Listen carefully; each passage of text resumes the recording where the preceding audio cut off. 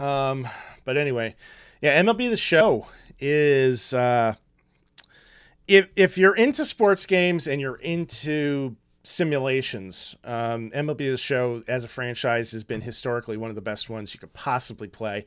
Sony has had their hands on this. It's their studio, San Diego Studios, since the inception of the game back in '06, I want to say, is when they started doing the show. But in any case, they've made a reputation for themselves as being the de facto baseball game. Unfortunately, because it was a Sony studio producing it, the only place that you've been able to play this game up to this point has been on the PlayStation. Now, I do have a copy of MLB The Show 18 on my PlayStation 4.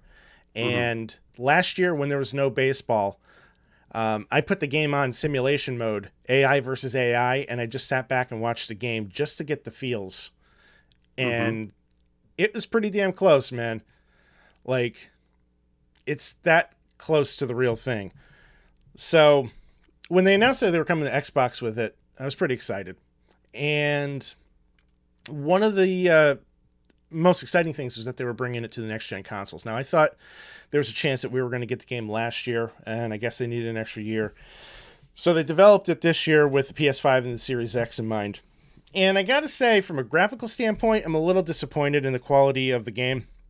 Sure, it's very shiny. There's a lot of, I don't know if it's ray tracing per se, but you get a lot of reflections. The stadiums and everything looks great, but the character models are the same character models that they've been using for a few years, and it definitely shows, especially when you go to a segment where there's like an interviewer who's talking on screen, and their mouth kind of moves like all kind of clunky and weird, like the teeth don't really fit in the mouth, you know what I mean? Like that kind of weird animation.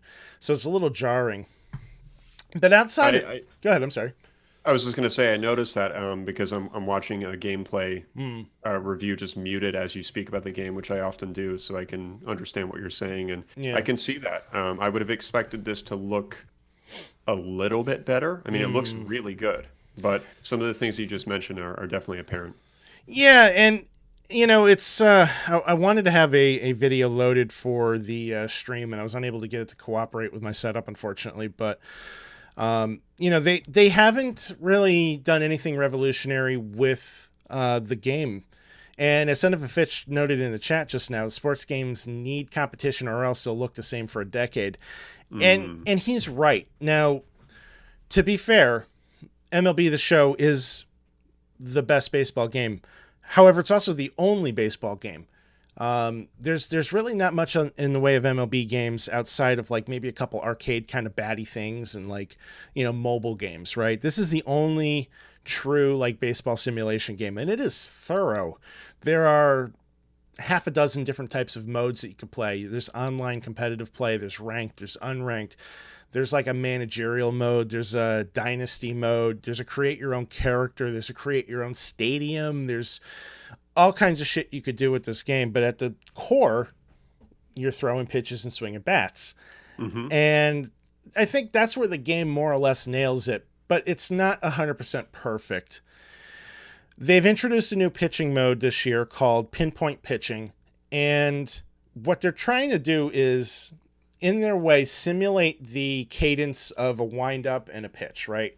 And every pitcher has a different rhythm to it. If you're watching a guy like Jacob deGrom, who just threw a game with 15 strikeouts last week, which is like actually record setting. He has a different cadence than, every other pitcher in the league. And their cadence may change over the course of a game, whether they're stressed out, if they're tired. So this pinpoint pitching mode is supposed to emulate that by basically, let's say you want to throw a fastball. You'll see the meter shows you how you're supposed to move your right thumbstick.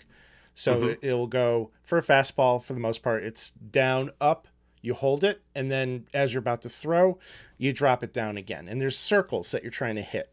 And it's measuring your speed, your accuracy, and how quickly it's not necessarily about how fast you do that movement. It's about how accurate you do it. So the pace might be down, up, down.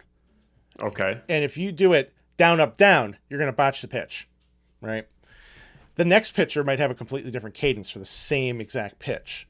And then it starts to get a little bit more complicated when you're throwing like curveballs or, sliders, things like that. Maybe it's a diagonal kind of circle and then down, or maybe it's like a letter G, right? You go over this way, you come up and then down. Mm-hmm. So it kind of keeps it interesting. But I don't know if it's just me or the controller, or maybe it's because I'm on Xbox, but I feel like I'm trying to color in between the lines and I've had like way too much caffeine. Because it'll show you where your tracing is and it's like all jagged and crooked and stuff. And I'm like pitching over here, and over here. And I'm like, what the hell's going on?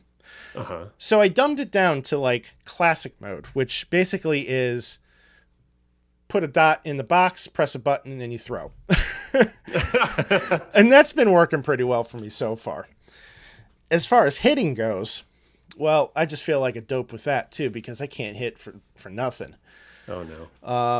I have just like spent more time striking out than anything, and I just can't get the rhythm of it down, and I don't know what it is.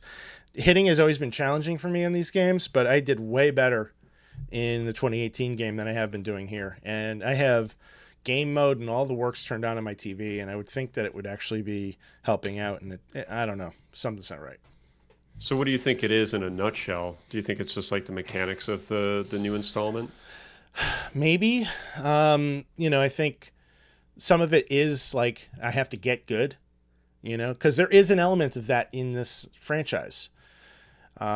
They give you a number of different ways to customize the gameplay so that it works for you. So I can make it as easy or as difficult as I'd like it to be. And I've tried both and I still suck. And outside of that too, like there's this one part where like if you're playing like the bases, right? Like let's say I'm a first baseman and I'll get the ball hit towards me and I'll tag out the runner on first, and then like maybe I'll have somebody on second that's running to third base. So as soon as you get your out, it'll swing you over and show you that somebody is running to the next base. And what you have to do is you have a circle and you have your analog stick, and you have to match the circle with your analog stick before you throw the ball. And like my brain will just short circuit and I'll be like, what am I supposed to do? What am I supposed to do? Oh, fuck. And then I'll just press the button and it'll just like go into the stands. So I got a long way to go with this game. I'm enjoying it. It's not perfect, but it is fun. It sounds like you just need to spend more time with it. I think so. I think that's what it is. I wouldn't write it off too early. It sounds like you're not. It sounds like you're going to spend more time with it. Yeah. And I'd like to hear like a second, review or like a second first impressions. In maybe a couple weeks or so. Yeah, I think once I get BioShock out of the way, I'll probably focus on it a little bit more than I have. I've really only played maybe 5 hours or so consistently, All right. And I'm having a blast with it, but I got a long way to go.